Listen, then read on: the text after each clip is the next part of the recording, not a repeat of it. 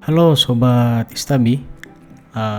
Pada video kali ini kita akan membahas salah satu isu yang cukup menarik, walaupun isu ini tertutup oleh isu-isu lain yang mungkin lebih viral. Tetapi ini juga sesuatu yang sangat penting untuk dibahas. Pada tanggal 27 Januari kemarin, kurang lebih 2 minggu yang lalu, itu Istabi telah membuat video tentang rupiah yang diambang jurang 17.000. Pada saat itu tanggal 27 Januari, rupiah ketika itu berada pada posisi 16.600 per 1 dolar. Nah, saat ini ketika video ini dibuat pada tanggal 9 Februari 2026, rupiah berada pada posisi 16.832.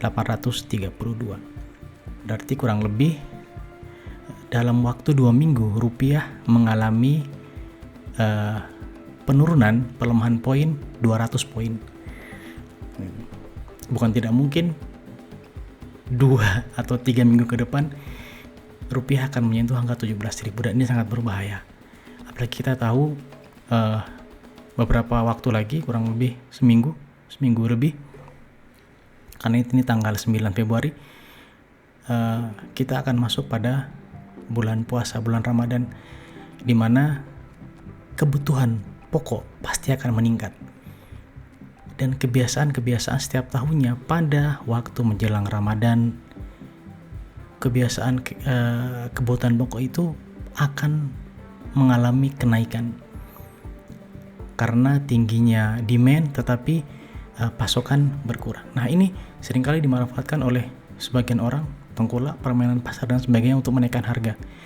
Apabila rupiah kemudian melemah menembus angka 17.000, akan semahal apa, akan senaik apa bahan-bahan pokok yang ada di pasaran. Dan itu tentu yang akan merasakan dampaknya adalah masyarakat bawah, pelaku UMKM, ya, warga masyarakat kecil yang penghasilannya tidak seberapa. Walaupun kita tahu bahwa Menteri Ekonomi Pak Purbaya selalu menggaungkan nada optimis bahwa Indonesia akan mampu untuk mencapai target pertumbuhan ekonomi. Bahkan pada minggu lalu di acara Indonesian Economic Summit, ya, IS, itu beliau selalu mengatakan bahwa target 8% bukan mimpi. Beliau paparkan strateginya. Tetapi yang harus kita pahami bahwa masyarakat tidak begitu terlalu peduli dengan hal semacam itu. Yang mereka tahu adalah di bawah mereka butuh yang namanya bahan pokok. Ketika bahan pokok itu mengalami kenaikan, tentu saja mereka akan yang akan merasakan dampaknya. Apalagi kemarin ya seminggu yang lalu juga beberapa petinggi lembaga yang mengurusi keuangan, ya, seperti BI, OJK, ada 5 petinggi Bursa Efek dan OJK yang mundur. Kalau kita baca beberapa berita, itu ada yang bilang mereka mengundurkan diri secara gentle, artinya mereka mengakui bahwa mereka gagal dalam menjaga stabilitas, terutama terkait isu anjloknya indeks harga saham gabungan. Tetapi dari segi politis, dari faktor politiknya, katanya mereka dipaksa turun oleh sebagainya karena ada spekulasi pasar dan sebagainya. Hal-hal semacam ini yang terkadang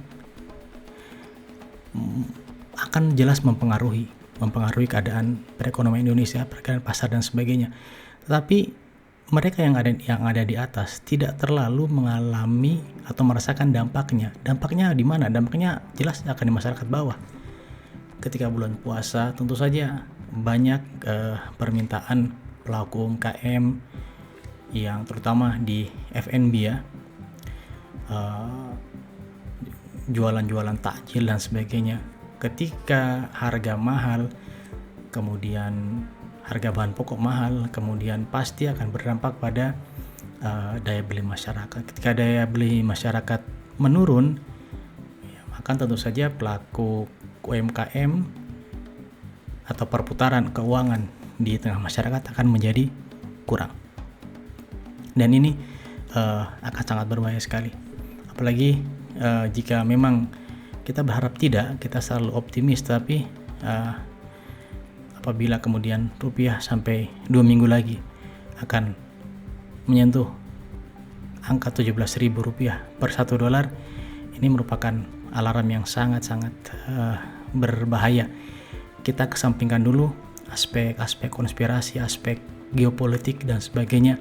Mungkin ada konspirasi untuk pelemahan rupiah, tapi harusnya pemerintah juga sudah punya caranya untuk bisa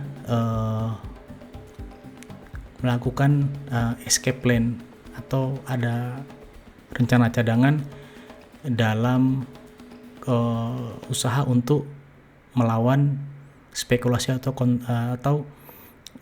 konspirasi ini. Jangan sampai kemudian pemerintah selalu memberikan statement yang bahwa ini adalah faktor geopolitik dan sebagainya.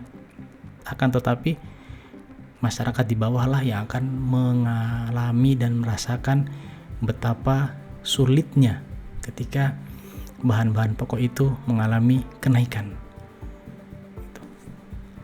Karena tidak mungkin kita selalu positif, saya ulang lagi bahwa kita harus selalu optimis positif. Tetapi kita bayangkan tanggal 27 Januari posisi rupiah adalah 16.600. Sekarang tanggal 9 Februari posisi rupiah berada di 16.832. Berarti kurang lebih 2 minggu rupiah melemah 200 poin. Tidak menutup kemungkinan bahwa 2 minggu lagi rupiah akan terus mengalami pelemahan dan opsi terburuknya adalah rupiah akan menembus 17.000 bahkan lebih seperti itu. Jadi tentu saja kita berharap kepada pemerintah bahwa pemerintah akan bisa mengatasi hal ini sehingga rupiah terdorong semakin kuat hingga tidak hanya keluar dari 17.000 tapi terus menguat kembali ke 10.000 atau kembali ke era Orde Baru di mana dolar hanya 1.000 rupiah per dolar Amerika. Terima kasih telah menonton video ini. Salam akal sehat.